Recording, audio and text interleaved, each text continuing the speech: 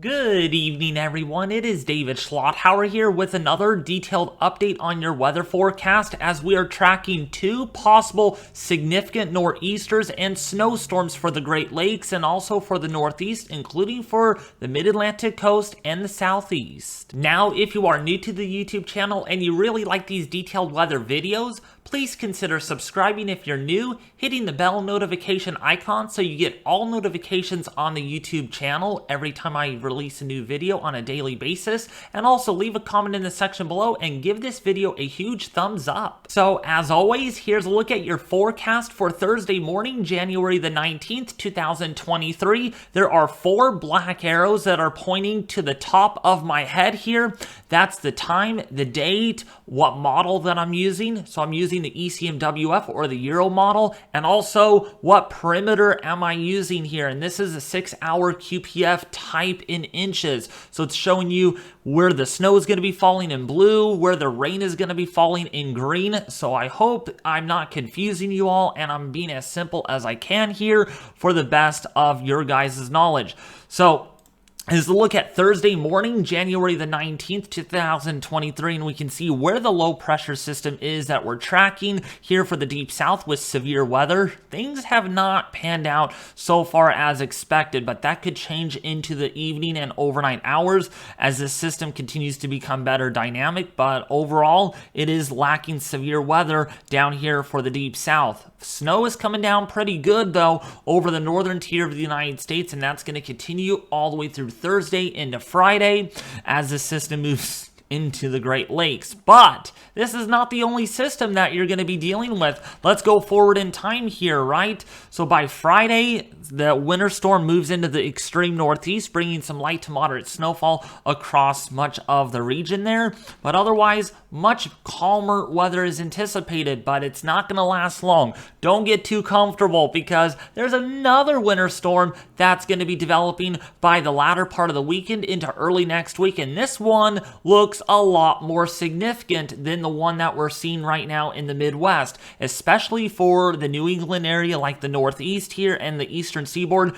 Get ready. It's going to be pretty messy. Windy, cold, stormy, very similar to the West when we had a lot of those storms. This time, it's going to be across the Eastern Seaboard and the Northeast. So by Sunday morning, there's the system here. Not really much to tap into yet as far as moisture. Light to moderate snowfall at the very most, maybe a dusting if that, over the Great Lakes, but over to the deep south and the southeast here on the European model for Sunday morning, 96 hours out, we can see where the light to moderate rainfall is going to be located. This continues and really becomes dynamic. So by Sunday night into early part of Monday here, so roughly 4.5 to 5 days out for January the 23rd. Monday early morning, this would be about, say, 10 o'clock on Sunday, maybe 1 in the morning on Monday. We can see where the heaviest snow is going to be expected, or where it can be expected here according to the Euro model,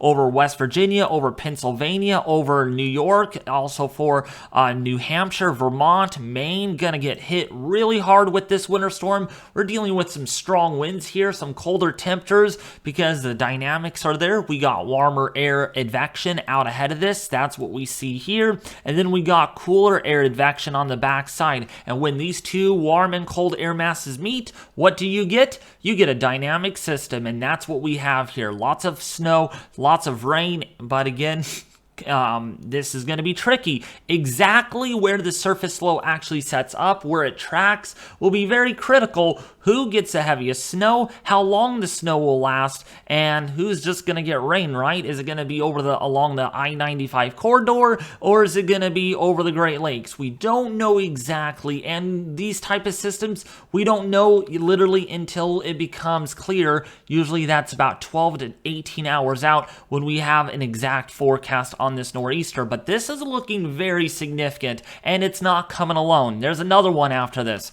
So that moves into, say, the Maine area, which is right up here. There's Maine, there's Vermont, New Hampshire, Connecticut, Massachusetts, New York. Gonna get hit really good for Monday morning. So make sure you have make sure you have a lot of time. Make sure you have extra time to get out of the house if you're going to work, because there's another one coming on after that. So there's a brief break here for Tuesday and Wednesday before the next one develops. And this one could be more dynamic than the prior one that we saw. But this is far out. This is for Wednesday and Thursday next week. So we can see some snow there over portions there of Arkansas, a much colder system. That's northern Louisiana getting a little bit of snow there on the European model, as well as basically Tennessee and Kentucky. But look at this. By Wednesday and Thursday, it really explodes. We're talking another round of moderate to heavy snowfall over portions of Ohio, Kentucky, West Virginia, and this is 180 hours out. So again, let's use this with caution. There's a lot of changes that the models could undergo here with the European model, especially the previous run. It added a lot faster than slower versus the 12Z run that has it a lot slower and more intense. So there's, again, variability here in the model guidance. We don't have an exact forecast on this, but if this develops, this would be 2 nor'easters right after another. Yes, back-to-back snowstorms for the extreme northeast within a week. So that's Thursday morning, and then by Friday, it moves out of the area, and then maybe some lingering snow behind that system as another piece of energy tries to drop down. But that would be, again, very unvariable here, or very unstable as far as the variability goes with the numerical forecasts, all right? But there's a little bit of snow. There's a little bit of snow that could be possible over the Great Lakes and the Northeast to end January. All right, so here's a look at the GFS model. What does it show? Well, we see that system moving out. Again, the system that we're tracking right now, it's pretty intense, especially over the northern tier of the United States where the snow is coming down. But here comes the first nor'easter potentially here setting up shop over the Great Lakes and the upper Midwest. We have moderate to heavy rainfall on the US GFS model for the southeast, so pretty similar agreement here in about 4 days, and then that system really gets going over the northeast. But the difference here is the GFS has the surface low a little further north, so the heaviest snow here is going to be a little further north than what the European model indicates. In fact, if we just go back and look at that system, we can see the Euro has the snow a little further south, then the GFS has a little further north. So again, exactly where that surface low sets up will be very crucial, exactly where the biggest snowfall will actually occur. Right now we know there is some agreement here. We have a nor'easter, but who's going to get it and how long will it last is to be announced. But boy, look at that snowfall coming down pretty good over Vermont, New Hampshire, and Maine. Woo! That's very deep surface low, 974 millibars right off the coast of Maine and right over Maine, perhaps, there for Monday morning. All right, so that's a look at that really quickly. And, of course, there's another snowstorm after that. Again, there is some agreement here, too, on the GFS and the European models, both agreeing that there could be 2 snowstorms within about an 8-day period. So keep that in mind. Some active weather, stormy, snowy, windy, wet is all expected for your area. Okay, so now, how much snowfall is the European model indicating here? You know, with the 2 snowstorms combined, this is not just 1 snowstorm, but 2. Okay, 2.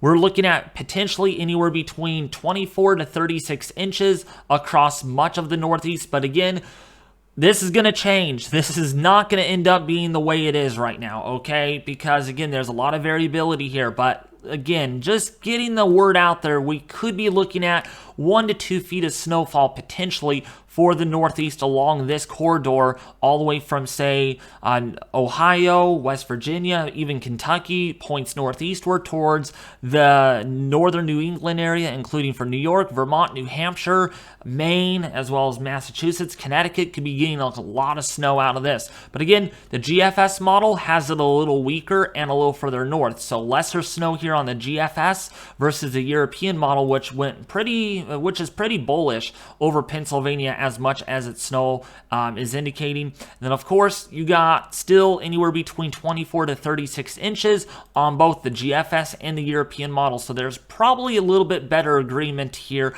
over the northern upstate portion of New York, Vermont, New Hampshire, and Maine, getting the majority of the heaviest snow for right now. If that's not enough, if you think there's not enough agreement, we could look at the European Ensemble forecast, which also indicates within the 2 snowstorms that are expected here. This is the 10-1 ratio, so there's no Kachira here.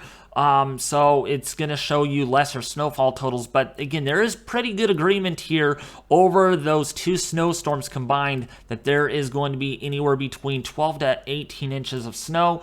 When we take a look at the operational again with the 10-1 ratio, let's go right there. We can see again, fairly good agreement. So the ensembles are picking this up as well as the GEFS. Also in pretty good similarity, showing at least a foot or more of snowfall for the extreme northeast of the New England area, including for Pennsylvania. All right, so now that we talked about the snowfall with the 2 nor'easters that are expected, we could see blizzard conditions, we could see strong damaging winds with those winter storms that are anticipated. But what about the temperatures? Because that's going to be another thing that's going to be a problem. Colder air going to be coming out of the north in the wake of these 2 winter storms. So for Thursday, you can see temperatures not too bad, above average for the most part. I'm just going to fast forward this all the way through until we get into Sunday, because that's when some of the cooler air will come in. There's your nor'easter right here. Cooler air drags in on the northern side of this. Limited cool air on this first initial winter storm nor'easter that is anticipated, but the second nor'easter that comes on through might pack a little bit more cooler air on the northern side. We can see temperatures a little cooler in the upper teens to lower 20s coming in out of the north, and that's probably why the European model is going pretty crazy with that winter storm showing a lot of heavy snow, strong winds, and of course some cooler temperatures. Now before I forget, of course, temperatures really nice and warm over the next couple of days for the deep south and for the southeast, but again, that's going to be changing as the overall weather pattern changes. So cooler days, much cooler nights are anticipated across much of the nation throughout the next 3 to 5 days after we get past, say, on Friday and Saturday. The pattern is changing, folks. Not much stormy weather back west. It's all going to be on top of your heads with snow, strong winds, and some much colder, bittery temperatures that are anticipated. Well, anyways, I really hope this video helped you out a lot, as you should be getting prepared for this first initial winter storm, as you see here on the image on this video. By Sunday into Monday, this could be a significant one, so make sure you're prepared. Make sure you have flashlights, batteries, and enough food ready in case your power goes out. But anyways, I sure hope this video helped you out a lot. If it did, please consider subscribing, sharing this video with your family and friends, and also leave a comment in the section below, and make sure you have all notifications turned on so you get latest updates when I do make these videos every day. And who knows, we might be going double uploads from here on out on this winter storm, something that I don't normally do on an everyday occasion. But anyways, thank you all for watching.